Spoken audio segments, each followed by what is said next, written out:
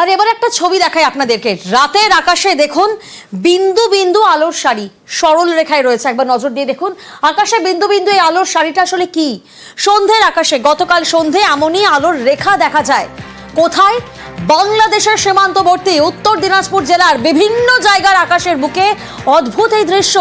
ইসলামপুর সহ বিভিন্ন জায়গা থেকে ক্যামেরা বন্দী সেই আলোর রেখা। জেলা জুড়ে কৌতূহল, তবে এটা মহাজাগতিক কোনো দৃশ্য নয় বলেই মনে করছেন জ্যোতির্বিজ্ঞানীরা। যে ছবি এই মুহূর্তে আপনারা দেখছেন, গতকাল সন্ধেবেলা এমনই অজানা এক বস্তু দেখা যায়। দেখুন চাঁদের পাশে আলোর শাড়ি, বিন্দু বিন্দু আলোর শাড়ি সরল রেখায় রয়েছে।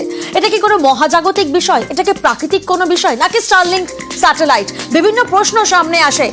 জ্যোতির্বিজ্ঞানীরা তবে মনে করছেন এটা মহাজাগতিক কোনো দৃশ্য নয়।